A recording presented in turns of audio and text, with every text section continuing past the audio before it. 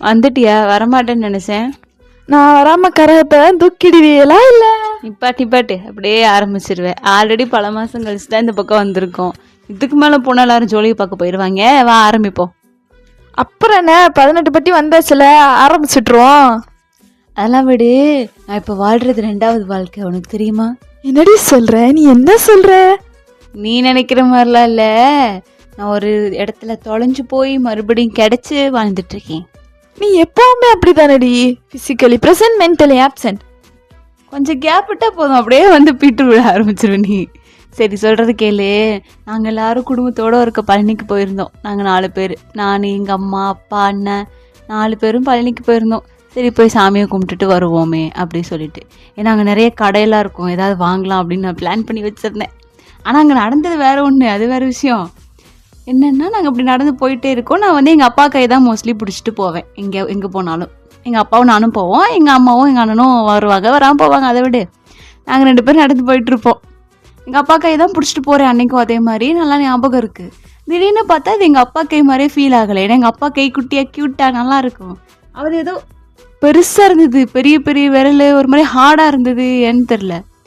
எப்போவுமே எங்கள் அப்பா அதை பேசிக்கிட்டே வருவார். ரொம்ப அமைதியாக வந்துச்சு அன்னைக்கு. அப்போவே நினச்சேன் நம்ம வேற யார் கூட போகிறோம் கோபி, ரியாலிட்டிக்கு வா அப்படி சொல்லிட்டு. அப்புறம் பார்த்தா வேற யாரோ நல்ல நெட்டையா பணம்புற மாதிரி ஒருத்தர் போயிட்டு இருக்காரு. அவர் கையை பிடிச்சி நான் போயிட்டு இருக்கேன். யார் என்னன்னு தெரியல.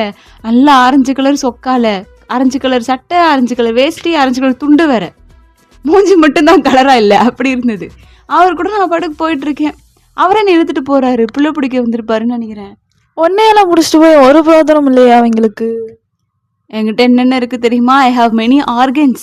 சரி விடு, அதெல்லாம் விடு. நானும் போயிட்டே இருக்கேன். அப்போ எனக்கு சரி அப்படின்னு சொல்லிட்டு நான் அவர் கையை நல்லா நைஸாக நழுவி விட்டுட்டு வந்துட்டேன். அவர் கவனிக்கல, போயிட்டாரு. அப்புறம் சரி நம்மளை எல்லாரும் வீட்டில் தேடிட்டு இருப்பாங்க அப்படின்னு சொல்லிட்டு பின்னாடி திரும்பி பார்க்குறேன். தேடிட்டு இருப்பாங்களே, போய் நம்மளும் பார்ப்போம் அப்படின்னு சொல்லிட்டு பார்த்தா எங்கள் அப்பா ஒரு கடையில், எங்கள் அம்மா ஒரு கடையில், எங்கள் அண்ணன் ஆளையே காணும். அவன் சும்மாவே எங்கள் கூட வரமாட்டான். உங்கள் அண்ணன் நினச்சிருப்பான் தொலைஞ்சது சனிய, ஸ்நாக்ஸ் எல்லாம் நமக்கு தான் அப்படின்ட்டு இருந்திருப்பான். ஒரு ஸ்நாக்ஸுக்காக தங்கச்சி விட்டு கொடுத்துருப்பான்னு நீ நினைக்கிறியா? உங்கள் அண்ணன் விட்டு கொடுத்துருப்பான்னு தான் நினைக்கிறேன். உனக்கு வேறு வேலையே இல்லை, எப்போ பாரு எங்கள் வீட்டில் இருக்குங்க ஏதாவது சொல்லணும் உனக்கு. அப்புறம் எங்கள் அப்பா வந்து ஒரு ஸ்டாச்சு கடையில் போய் நிற்கிறாரு. இந்த பிள்ளையார் எவ்வளோப்பா சொல்லு அப்படின்னு சொல்லிட்டு. இங்கே பெத்த பிள்ளைய காண உங்கள் அப்பா பிள்ளையார் வாங்கிட்டு இருக்காக. என்னை விட பிள்ளையார் முக்கியமாக போச்சுல அப்படி இருந்துச்சு எனக்கு. நான் நின்று பார்த்துட்டு இருக்கேன் இப்படி சோகமா. இப்போயாவது என்னை திரும்பி பாருங்க அப்படின்னு சொல்லிட்டு நான் போகிறேன் எங்கள் அப்பா கிட்ட. பாப்பா இங்கே வா, இந்த பிள்ளையார் எப்படி இருக்கு பாரு, நல்லா இருக்குல்ல, நம்ம வீட்டில் வாங்கி வச்சுக்கோம் அப்படிங்கிறாரு. சரி எங்கள் அம்மாவா தான் நீ தேடும்ல அப்படின்னு சொல்லிட்டு எங்கள் அம்மாவை போய் பார்க்குறேன். எங்கள் அம்மா 10 ரூபா கடையில் போய் நின்று இந்த ஜிமிக்கி எவ்வளோப்பா, இந்த கம்மல் எவ்வளோ, தோடை எவ்வளோ அப்படி கேட்டுருக்கு. இல்லை என்னைய தேடுங்கடா அப்படி இருந்துச்சு எனக்கு. யாருக்குமே நான் முக்கியம் இல்லாமல் போயிட்டேனே. இப்பயாச்சும் புரிஞ்சுக்கோ கோபி, உன்னை சாக்கடையிலிருந்து தூக்கியிருக்காங்க. என் குப்பைத்தட்டுலேருந்து எடுத்தாங்கன்னு சொல்லு. எல்லாம் சாக்கடை குப்பைத்தொட்டி. எங்கள் வீட்டில் கூட இப்படி சொல்ல மாட்டாங்க. நீ என்ன சொல்கிற பத்தியா? சரி எங்கள் அண்ணனாவும் தேடுவான்னு பார்த்தேன், அவனை ஆளே காணோம். அது வேற ஒரு ரகம். அதை விடு. எங்கள் அம்மா வந்து தோடு அப்படின்னு தான் கேட்குது. அப்புறம் எனக்கு தோணுச்சு நம்மளே சொல்லிடுவோம்மா, நம்ம தொலைஞ்சு போயிட்டேம்மா, அங்கே ஒருத்தர் கூட்டிகிட்டு போயிட்டாரு அப்படின்னு. அப்புறம் எதுக்கு நம்மளே ஒரு என்டர்டெயின்மெண்ட் கண்டென்ட்டாக நம்மளே ஆக்க வேண்டாம் அப்படின்னு சொல்லிட்டு நான் அமைதியாக அப்படியே விட்டுட்டேன். நீயாச்சும் பரவாயில்ல, சின்னவுல தொலைஞ்சு போயிருக்க. என் வீட்டில் பெரியவளே தொலைஞ்சு போயிருக்கா தெரியுமா? தொலைஞ்செல்லாம் போயிருக்க மாட்டாங்கடி, தொலைஞ்சது போ அப்படி சொல்லிட்டு போயிருப்பாங்க. ரொம்ப தானாக்கலே. ஆக்சுவலாக என்னென்னா நாங்கள் வந்து 3ஆருக்கு போயிருந்தோம். அப்போது அந்த போட்டிங்லாம் போவாங்கல்ல, அந்த ஏரியாவில் தான் இருக்கும். போயிட்டு நல்லா ஒரு நாள் அரை நாள் கிட்ட வந்துட்டு அங்கேயே சுற்றுறோம். அவங்களே சொல்லிட்டாங்க, டே கிளம்புங்கடா, இதுக்கு மேலே பார்க்குறதுக்கு எங்ககிட்டயும் ஒன்றும் இல்லை, உங்களுக்கும் ஒன்றும் இல்லைடா அப்படிங்கிற மாதிரி சொன்னாங்க. அப்புறம் தான் கிளம்புறோம். கிளம்பிட்டு வெளியே வந்தால் எப்படின்னா எப்போவுமே எங்கள் அம்மா தான் என்னையும் தொம்பிக்காரனையும் பிடிச்சி கையை பிடிச்சி கூட்டிகிட்டு போவோம். எங்கே போனாலும் சரி, அது கோயில் குளத்துக்காக இருந்தாலும் சரி, சும்மா ஃபேமிலி ட்ரிப்பாக இருந்தாலும் சரி. எங்கள் அப்பா வந்துட்டு இந்த சொல்லுவாங்கள்ல டைப்பிக்கல் இந்தியன் ஃபாதர்ஸுங்கிற மாதிரி 10 அடி மனுஷன் பின்னாடியே தான் தள்ளி வருவார், இல்லை முன்னாடி போயிடுவாங்க.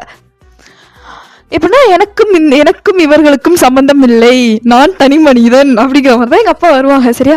இப்படி எங்கள் அம்மா என்னையும் தம்பிக்காரனையும் பிடிச்சி கூட்டிகிட்டு போயிட்டுருக்கு. நான் இல்லை, என்னடா அப்பா வர மாதிரியே தோணலை அப்படிங்கிற மாதிரி எனக்கு ஒரு ஃபீலிங்ஸ். திரும்பி பார்த்தா எங்கள் அப்பாவை ஒரு மலையாள சேச்சி இழுத்து கொண்டு போயிட்டுருக்கு. அந்த மாதிரி போயிட்டுருக்கு. அதாவது பெத்த புள்ள நான் பார்த்துட்டேன். நியாயமா என்ன பண்ணியிருக்கணும், அப்பா அப்படின்னு கூப்பிட்டுருக்கணும் இல்லையா? அம்மா சுரண்டி அம்மா அப்பா யாரு கூட போறாங்க அப்படின்னு சொல்லி ரெண்டும் பண்ணலையே, ரெண்டையுமே பண்ணலை. என் தம்பி இருக்கான் அந்த எலிவாண்டு, நானே அப்போ எலிவாண்டு தான், என்னை விட அது எலிவாண்டு. அந்த எலிவாண்டை கூப்பிட்டு காமிக்கிறேன், இங்கே பாரு அப்பா ஜாலியாக யாரை கூட போறாங்க அப்படிங்கிற மாதிரி. என்னல குடும்பம் இது? அதெல்லாம் அப்படித்தான். அப்போ காமிச்ச உடனே அந்த எலிவாண்டாச்சும் என்ன பண்ணியிருக்கணும், அதுவாச்சும் கத்தி இருக்கணும். அதுவும் என்ன பண்ணிடுச்சா, எங்க அப்பாவை பார்த்துட்டு என்ன பார்த்து அப்படின்ட்டு சிரிக்குது. இப்போ நாங்கள் ரெண்டு பேரும் ஒரு எக்ஸ்பிரஷன் கொடுத்தோம் பார்த்தியா, அந்த எக்ஸ்பிரஷனை எங்கள் அம்மா பார்த்துருச்சு. பார்த்த உடனே அதுக்கு தெரிஞ்சிருச்சு ஏதோ நடக்குது அப்படின்ட்டு எங்கள் அம்மா தெரிய பார்க்குது. எங்கள் அப்பா போகிறதையும் பார்த்துருச்சு, யார் இழுத்துட்டு போகிறாங்கிறதையும் பார்த்தாச்சு. பார்த்துட்டு அந்த பெண்மணி, அதாவது ஒரு பொண்டாட்டியா எங்கள் அம்மா என்ன பண்ணியிருக்கணும், கத்திருக்கணும், எங்க அப்படின்னு கத்திருக்கணும் இல்லையா?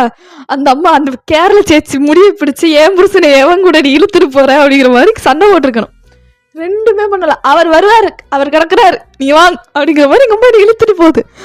எனக்கு வந்துட்டு எப்படி இருக்கு, என் மைண்ட் செட் வந்துட்டு இப்படி இருக்குன்னு, அப்பா நமக்கு புதுமை கிடைக்க போகுது அந்த ஒரு மைண்ட் செட்ல நான் இருக்கேன். அது சின்ன வயசு என்னெல்லாம் எனக்கு தெரியல, ஆனா யாரையும் எங்க அப்பா கூட்டிட்டு போறாங்க அப்படிங்கிற மாதிரி இருக்கேன் நான். அப்புறம் ஒரு செகண்ட் அப்போ எங்க சீன் வந்துட்டு இவ்வளவுதான். எங்க அம்மா வந்து பிடிச்சி இழுத்துட்டு போகுது, அவங்க அப்பா வருவாரு, உங்க அப்பா என்ன வழியா தெரியாதுங்கிற மாதிரி எங்க அம்மா என்ன இழுத்துட்டு போகுது எங்க ரெண்டு பேரையும். இப்படி சீன் எங்கிட்டு கட் பண்ணா அந்த சேச்சி இழுத்துட்டு போயிட்டு இருந்துச்சுல எங்க அப்பாவை. எங்க அப்பா வந்துட்டு ஒரு இடத்துட்டு நின்றுட்டாங்க போல. ஆமா நின்றுட்டாங்க. இந்த சீன்ல நாங்க ஓரமா நின்று பாக்குறோம். அப்போ நின்றுட்டாங்க. நின்றதுக்கு அந்த அம்மா எல்லாம் இழுக்குது, என்னடா வரமாட்டேங்குது அப்படிங்கிற ஒரு இழுக்குது, 2-3 வாட்டி இழுக்குது. திரும்பி போல மனுஷன் திரும்பிருச்சுல ஒரு திரும்ப, அப்படியே கோவமா திரும்பிச்சு, ஏன்டா கூப்பிடுற வரமாட்டியாடா நீ அப்படிங்கிற மாதிரி திரும்புது. திரும்பி பார்த்தா வேற மூஞ்சி, எவன்டா புருஷன். அப்புறம் அந்த அம்மா பார்த்துட்டு ஷாய் அப்படின்ட்டு போச்சு. அப்புறம் போய் புருஷனை கண்டுபிடிச்சோ இல்லையோ அது வேற தெரியல. எங்க இந்த சாரி அவருக்கு சொல்லு. சரி விடு, அந்த அம்மா அழகா தான் சொன்னிச்சு, எனக்கு வரல. அப்புறம் அந்த அம்மா போயிட்டு புருஷனை கண்டுபிடிச்சா என்னன்னு தெரியல. எங்க அப்பா சிரிச்சுட்டே வந்தா, கிளம்பி வந்துட்டோம். நல்ல கதையா தாண்டி இருக்கானா பாவம். சரி விடு. சரி மக்களே, நல்லா சிரிச்சிருப்பீங்கன்னு நினைக்கிறோம். இதே மாதிரி எங்க வாழ்க்கையில வாங்கின உருப்படி செருப்படி எல்லாத்தையுமே வர எபிசோட்ல கொண்டுட்டு வரோம். This is RJ Nivi with RJ Gopi. Bye.